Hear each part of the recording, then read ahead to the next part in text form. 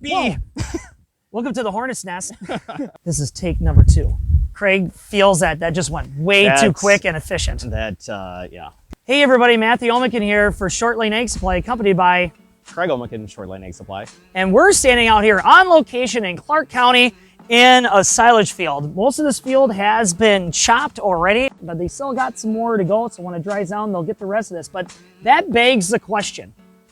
Let's say that I didn't have an interseeding program down. I chopped this silage off, I got bare ground. Or I got bare ground and I got a lot of weeds too. So what do you do? That's what we're out here talking about today. So Craig, I chopped my field. What should I be focusing on? All right, first thing we want to do is evaluate if we got any problem weeds. So annual weeds, we don't have to worry so much about. Your foxtails, fall panicums, lamb's quarters, velvet leaf.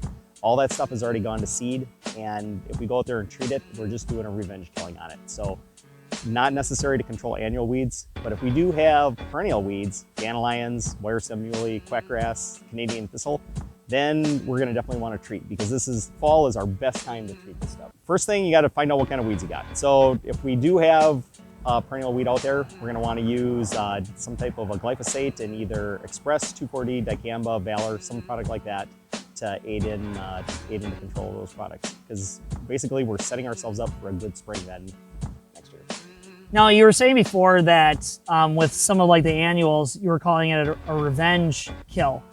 Wouldn't the idea be that you would want to spray those because you want to stop them from dropping seeds? So they're already through their reproductive stage. If we'd go ahead and treat them with herbicide right now, they'll just speed up their reproductive process, and they still go to seed, and the seed will still be viable. So it's just going to waste us some money and some time if that's what we got out there. Well, knowing that doesn't make me feel good.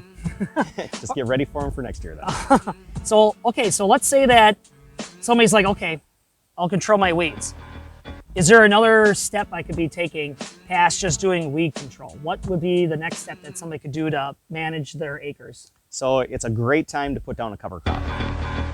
Our winter grains, triticale, rye, annual grains, barley, oats, this would be the time of year that we'd want to be spreading that stuff out there to give ourselves some ground cover and like a living plant going into next year. Yeah, and then not only that, by doing a winter small grains, you're setting yourself up for really wide range of opportunities, whether you want to take it for forage, whether you want to use that just as living cover and you terminate it later and you maybe just plant right into it, or if you wanted to leave it and take it for grain or straw. Otherwise, like going towards brassicas, even though they're winter hardy, we're gonna start losing more sunlight. The days are getting shorter, the temperatures are going down. They're not gonna put out that robust growth that everybody's been seeing with like interseeding or in like those prevent plant acres that we have been putting out. They're just gonna get tiny, and you won't get the bang for your buck with those. So in this case, go with something that's robust and it's built for this kind of weather, and go the full measure with a small grain.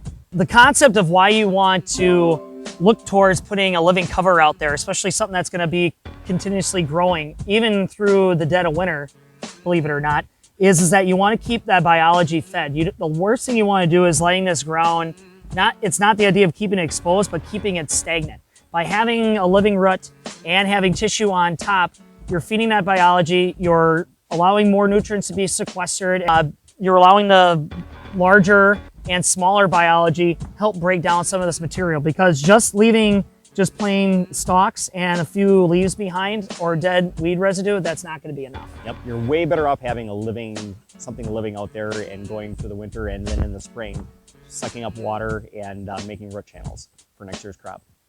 Yeah, absolutely. So now you were saying broadcasting, and some guys would be saying like, well, I'm going to no-till mine in, or I'm just going to take a grain drill and plant it in. Can you tell us about some of the proper seeding rates? All right, so if I'm going to just broadcast rye out there, for example, rye is your most cost-effective and probably your best cover crop you can do right now. I would say 100 pounds, 75 to 100 pounds to the acre, just broadcast it out there, laid on top. Should get you a good catch when it rains. If you're gonna drill it in with a no-till drill, then I would say anywhere from 50 to 75 pounds if you're just looking for some type of ground cover. If you want a viable crop next year that you can harvest for either forage or grain though, you're gonna want to be at like 125 pounds the acre. Interesting. Now, would any of those herbicide programs you were talking about before be adversive to planting down that small grain? Yeah, so that a cover crop throws a whole different angle on it. So if, let's say we have quackgrass, for example, out in our field, we're gonna wanna just use glyphosate ahead of the small grain. We can spray Roundup 3 days later, we can be planting into that field. If we have dandelions out there, we can use a product called Express. That tank mix with Roundup will control the dandelions, quackgrass. But if we have something like mare's tail out there, then we got to use a little bit bigger guns. We got to use something like dicamba with it too. The bigger guns.